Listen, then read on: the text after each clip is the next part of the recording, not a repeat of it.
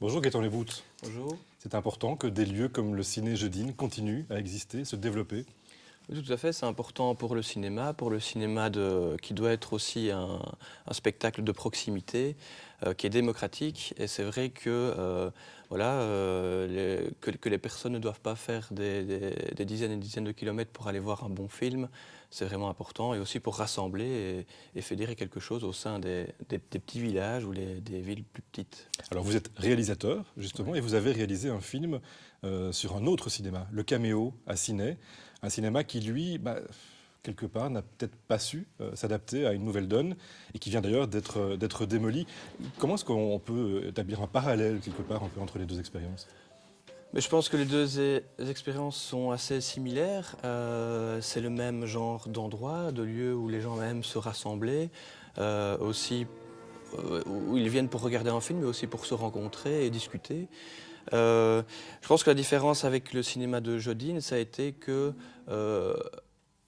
la commune à Jodine, je pense qu'on l'expliquera, mais a aidé le cinéma Ce n'était pas le cas à Ciné. à Il y a eu un fonctionner. manque de soutien des autorités locales. Mais écoutez, donc l'activité au sein du cinéma de Ciné, donc moi j'y ai vécu pendant un an, j'ai filmé pendant un an, ça fonctionnait. Donc il y avait des spectateurs qui faisaient confiance en la programmation.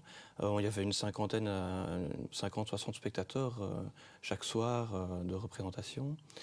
Et le seul problème, qui était un gros problème, c'était le bâtiment qui devenait Obsolète. obsolète. Voilà.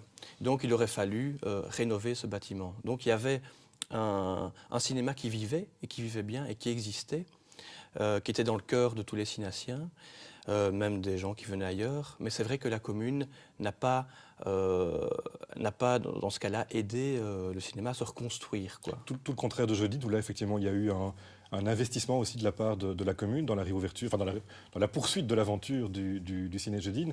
Anne-Sophie Van de Voort, vous êtes la présidente, hein, on vous a vu dans la séquence ici, la présidente de Ciné Jeudine. Vous avez un rôle social, vous pensez que vous avez un rôle social à jouer aussi à travers un cinéma comme celui-là? Oui, le rôle est social. Il y a un rôle d'accessibilité aux produits cinématographiques et il y a un rôle de démocratisation culturelle et de cohésion sociale. Parce que dans nos sociétés rurales, justement, c'est important de se rencontrer, de faire des choses et de s'ouvrir au monde. Et ça permet de le faire tout près de chez soi. Qu'est-ce qui a permis que ça fonctionne, que Ciné Jeudine soit une expérience qui aujourd'hui, en tout cas jusqu'à aujourd'hui, est considérée comme une expérience réussie? Il y a beaucoup de facteurs qui sont entrés en jeu, qui sont bien imbriqués. Le premier facteur, donc, c'est évidemment le soutien des autorités locales, donc de la commune de Jeudine qui a vraiment pris à bras le corps et qui a pris ce projet aussi très à cœur, qui nous a aidé à rénover la salle, avec un bourgmestre qui a fait les finitions aussi avec nous de manière très concrète. Donc il y a eu ça, il y a eu de l'aide de la province de Namur, donc ça c'est des appuis financiers, structurels, et donc il y a aussi l'essence même du projet qui est un cinéma professionnel géré par des gens qui ne sont pas rémunérés. Alors on sait que dans des cinémas comme cela, il y a évidemment une dimension commerciale aussi, une programmation qui est une programmation de type commercial, mais il y a aussi sur le côté toute une série d'autres initiatives en résonance avec les centres culturels, la bière pour ce qui vous concerne. Les centres culturels, est-ce que quelque part ils ne prennent pas un peu le relais de ces lieux qui ont pour certains disparu ou qui sont en tout cas branlants aujourd'hui? Si, tout à fait, à Ciné, heureusement qu'il y a eu le centre culturel, en fait, parce que quelque part, on a pu un peu, enfin Jacques Trépan, qui tenait le cinéma de Ciné, a pu un peu pérenniser ce qu'il avait construit, dans le sens où voilà, le centre culturel a bénéficié aussi d'un subside de la province de Namur pour intégrer un projecteur numérique au sein de son théâtre. Et donc, voilà, depuis 2 ans maintenant, les anciens spectateurs du Ciné-Club de Ciné peuvent redécouvrir des films aussi au sein du centre culturel de Ciné, heureusement. Et vous, vous êtes par ailleurs réalisateur, vous réalisez des documentaires essentiellement. Pour vous, c'est important aussi que votre propre production, que votre propre réalisation puisse vivre dans un circuit aussi qui va leur permettre de rencontrer un public. Oui, tout à fait. C'est vrai que ce sont des cinémas. Enfin, voilà, moi, mon dernier film, la première projection, voilà, j'ai eu la chance de pouvoir le projeter à ciné. Voilà, dans ma ville, c'était agréable d'avoir voilà, toutes mes connaissances et toute ma famille, etc. Et c'est vrai que ce genre de cinéma permet ça. Il y a une proximité aussi avec les réalisateurs, quoi. C'est ça qui est chouette. Parce que rentrer dans le circuit plus mainstream des grandes salles de cinéma, c'est quand même assez compliqué. Il faut quand même avoir un film qui est super produit, etc. Donc pour les films plus intimistes, évidemment, c'est une vitrine qui est géniale, quoi. Ça permet aussi, c'est un tremplin, quelque part, vers d'autres perspectives? Peut-être, oui, peut-être. Ça permet, tout ce qui permet d'être plus visible, en tout cas, ça va dans le bon sens pour celui qui réalise des films, quoi. Ça, c'est sûr. Anne-Sophie Van de Voort, vous avez le sentiment de faire partie d'un réseau, d'un tissu culturel dans lequel vous êtes inscrit?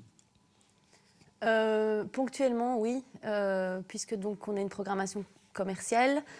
Et donc ça, c'est notre activité, on va dire, plutôt principale. Et alors, ponctuellement, donc on fait, donc maintenant de plus en plus d'ailleurs, on fait des soirées spéciales et donc qui sont plutôt axées sur la culture.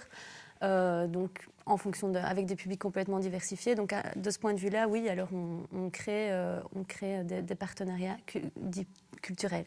Vous vous sentez éventuellement même comme un lieu de décentralisation, on en parle souvent, hein, de ces centres culturels qui essaient de sortir de leurs murs pour aller vers d'autres publics. Vous faites partie quelque part aussi de ce réseau-là?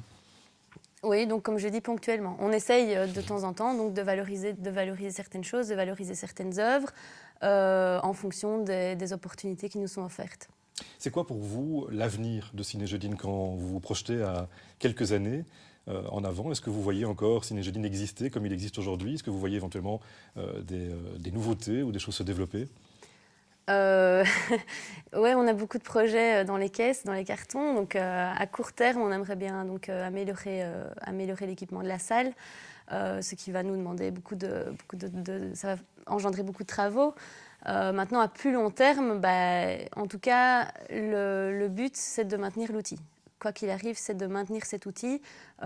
Si on pouvait le professionnaliser plus, c'est-à-dire engager des gens et véritablement pour un vrai travail dans le cinéma, ce serait vraiment super, quoi. Ça, aujourd'hui, c'est possible? C'est quelque chose que vous avez en tête? On peut recréer une vraie structure locale de cinéma?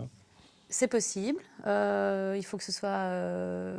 qu'on continue vraiment une gestion comme on l'a connue. Il faut qu'on développe encore, donc, comme je l'ai dit, l'équipement pour encore améliorer la qualité des projections. Et à ce moment-là, si on s'y met vraiment à fond, je pense que oui, il y a moyen de professionnaliser, mais à plus ou moins long terme, on ne sait pas, on verra.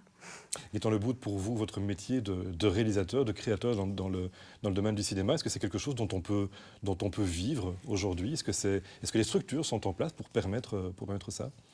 Écoutez, voilà, des réalisateurs comme Thierry Michel, qui sont des grands réalisateurs de documentaires, qui ont leur carte dans des bonnes maisons de production. Je pense qu'ils peuvent en vivre assez facilement, enfin en tout cas je pense. Pour les plus petits réalisateurs ou ceux qui espèrent encore faire leurs grands films, qui ne sont pas connus, en l'occurrence comme moi, c'est vrai que vivre que de ça, c'est compliqué, quoi. C'est compliqué, donc évidemment, il faut faire d'autres choses à côté. C'est pour ça que moi, à 55 ans, je réalise mes films. Et puis, de l'autre partie, j'ai toute une activité professionnelle, de films d'entreprise, etc., que je fais aussi avec beaucoup de plaisir. Mais voilà, donc c'est une alchimie entre les deux, et voilà. Eh bien, écoutez, merci en tout cas de nous avoir apporté votre éclairage sur cette dimension cinématographique de la culture dans l'arrondissement.